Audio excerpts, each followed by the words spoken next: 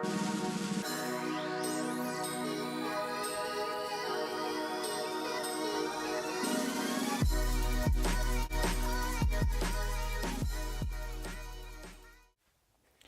and welcome to another episode of Quick Expert Reviews. Today we've got an Alcatel A3 10 tablet that we're going to review.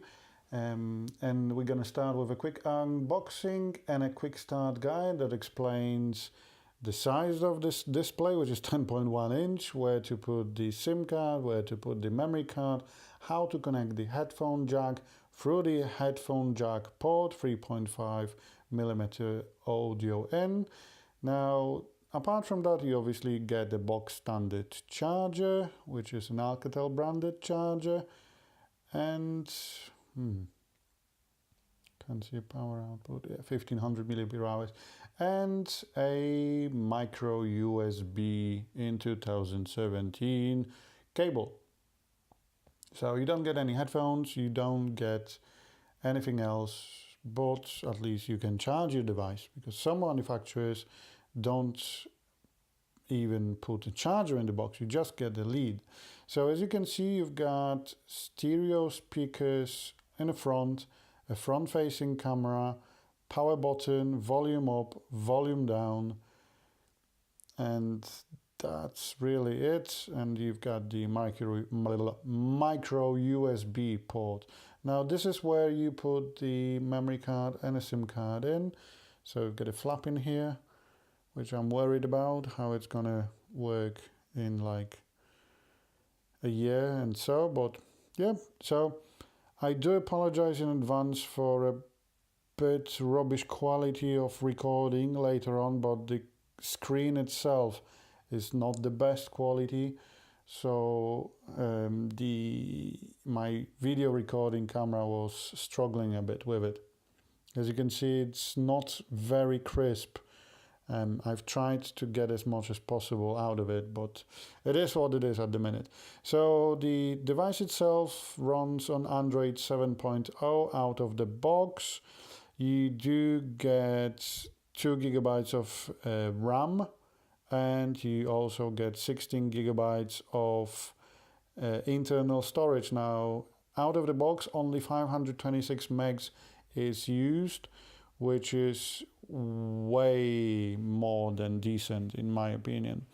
Now, what's special about the Alcatel tab itself? One of my favorite features is called navigation buttons. So you've got your back, home and multitasking, but on top of that, you can add your own button. So you can, for example, do show notifications, and when you press it, it scrolls down the notifications panel. Now you can also add lock screen, so you get a shortcut to lock screen itself.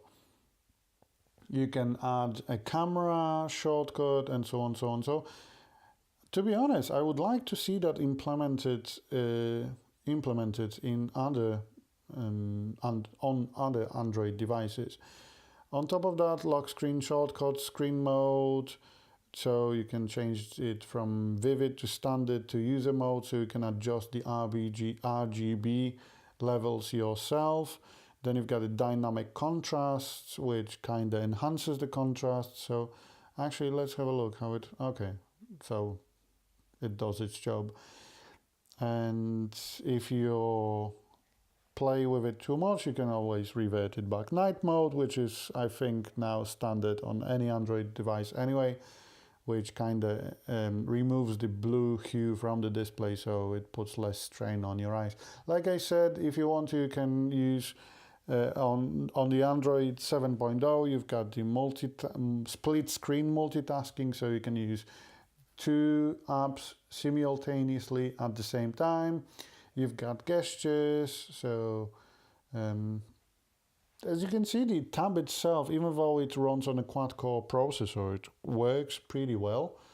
The screen itself is a bit rubbish. It's only 1280 by 800, so HD ready, not full HD. But then again, you do get a quad-core processor, not octa-core, so it is what it is at the minute.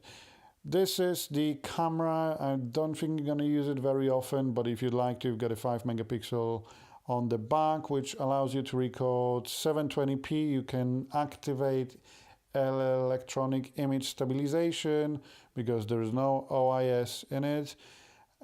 Apart from that, I don't think you've got any more settings in the camera mode, but let's have a look. No, you don't. So these settings are default for both camera and video recorder. So more or less that's all you can say about an A3 from Alcatel. Thanks for watching and see you next time.